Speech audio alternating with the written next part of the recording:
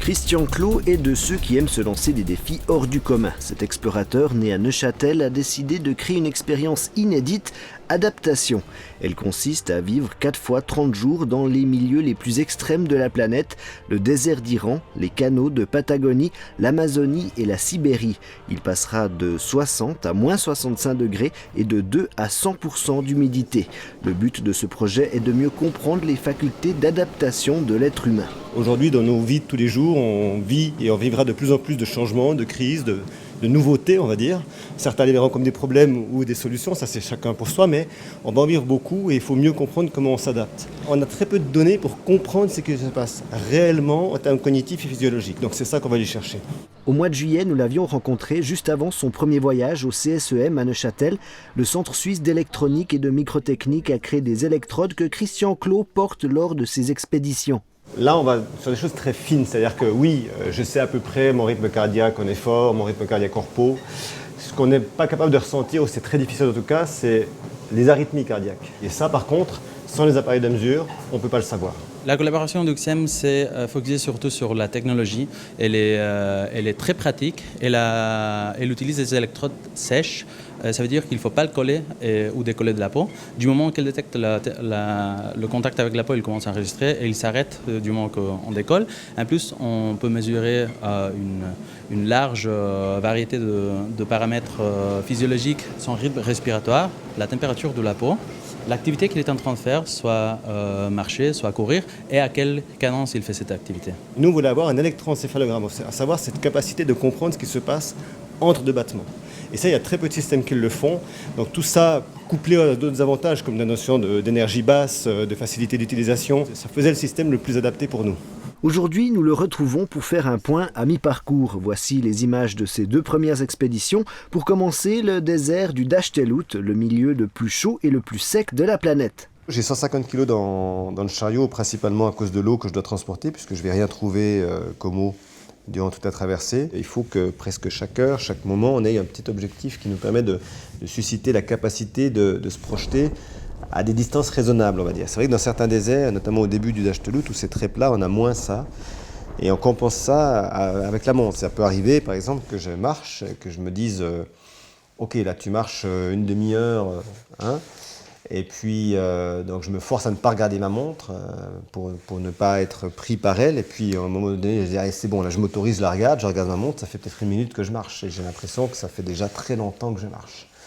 Donc là, on se rend bien compte qu'on est dégradé à un très haut niveau. Malheureusement, il y a des pépins que l'on ne peut anticiper. Christian a été stoppé après seulement 15 jours d'expédition. J'ai été rejoint par la police antiterroriste, a priori, qui m'a ordonné, avec plus ou moins de gentillesse, de quitter le territoire au plus vite, parce qu'il y avait une crainte d'activité terroriste, non pas tellement dans le désert, mais de traverser du désert, justement parce que c'est des périodes où personne ne va et personne ne circule. Je commençais justement à trouver mon aise dans ce milieu, à trouver comment il fonctionnait, donc ça a été fort dommage. Après, il y a des choses qui ne discutent pas, face à une Kalachnikov, a priori, personne ne discute longtemps. Et à chaque retour en Europe, Christian Clot doit effectuer toute une batterie d'examens. On va pouvoir faire la cartographie de mon cerveau, la cartographie avant et la cartographie une fois que je suis de retour. Et finalement, comparer. Si on doit comparer à une cartographie classique, est-ce que la montagne est toujours au même endroit? Ça, ce sera a priori le cas. Mais par exemple, est-ce qu'on a creusé un tunnel dans ces montagnes? Ou est-ce qu'on a construit une route pour passer un col? Ça mettra des mois, voire des années pour certaines de ces analyses, parce qu'on est sur un travail de fond, qu'il faudra avoir les 4 milieux pour pouvoir le faire. Et du côté du CSEM, est-ce que les électrodes ont tenu le coup? Oui, pour l'instant, ils se comportent comme on s'attend. Mais on ne s'arrête pas là. On va essayer toujours de les améliorer, évidemment. Jusqu'à maintenant, on a la température du corps, on a un ECG, on a beaucoup de paramètres, mais on envisage encore de rajouter des paramètres, par exemple, paramètres optiques, qui évidemment posent une challenge assez important côté vide batterie. Évidemment, les électrodes du futur sont de plus en plus petites. Il est temps de s'envoler pour le 2e milieu et se plonger dans le froid et l'humidité des canaux de Patagonie. 15 jours plus tard, je suis dans un univers très différent, où on est dans des conditions, très variées, avec là pour le coup des tas de points de repère, des tas de sommets, presque trop, mais dans un climat aussi qui est relativement violent. On ne peut pas guider, on n'avance pas, tellement les courants sont violents, tellement les vents sont violents. Il y a un côté presque frustrant parce que Les moments les plus difficiles, les vrais moments de tempête, les vrais moments violents, on les filme pas, hein. C'est sûr que non, on peut pas le faire. Donc on a l'impression des fois quand on voit ces images que tout est toujours relativement facile, relativement agréable, ce qui n'est pas tout à fait le cas. Mais on voit bien ce milieu qui est très, très varié. Alors là, on a aussi beaucoup de, entre guillemets, des récompenses avec des moments extrêmement agréables, comme les otaries qui sont un peu partout, dans les canaux de Patagonie où j'évolue. Dans ces canaux, chaque canal a son propre système avec les vents qui s'engouffrent et qui peuvent se transformer de direction. Donc vous pouvez avoir des vents très tourbillonnants qui passent. Vous ne savez jamais comment ils vont venir. À un moment donné, quand je suis sur une de ces vagues, j'ai une rafale de vent très forte qui passe et qui me jette de mon kayak, concrètement. Pendant les 3 premiers jours, des scientifiques et professionnels de l'image accompagnent l'explorateur. Mais ensuite, Christian Clot est seul, sans aucun moyen de contact extérieur, car sinon, son état psychologique ne serait pas le même.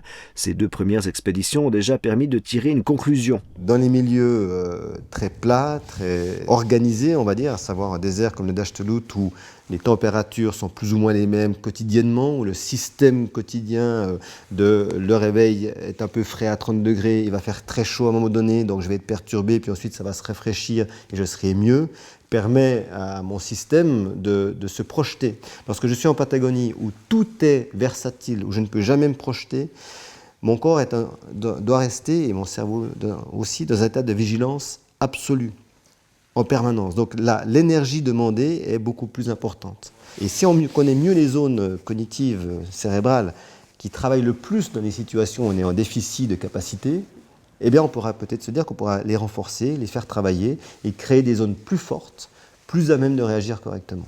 Dans une semaine, c'est le grand départ pour la 3e étape d'adaptation, celle dans un milieu chaud et humide, l'Amazonie. 100% d'humidité dans l'air, ça veut dire entre autres qu'il n'y a plus de molécules d'eau qui peuvent y rentrer, donc on ne peut plus vraiment transpirer correctement, donc il faut trouver d'autres systèmes d'évacuation, donc mon corps va devoir chercher des solutions, et un corps qui cherche des solutions, c'est d'abord un cerveau qui doit trouver des solutions. Donc ça veut dire qu'il va se passer plein de choses. Début 2018, l'expérience sera reconduite, mais avec un groupe de 20 personnes, 10 hommes et 10 femmes. Et si vous désirez suivre Christian Clot à travers ses expéditions, vous pouvez vous rendre sur son site internet adaptationxp.com ou vous rendre sur sa page Facebook Adaptation by Christian Clot. Et nous lui souhaitons tout de bon pour la suite. On a besoin de voir demain comme quelque chose qui n'est pas qu'un endroit négatif vers lequel on va par obligation, mais que ça peut être une formidable source d'espoir. Et pour ça, faut montrer à tout le monde que tout est possible si on décide de le rendre possible.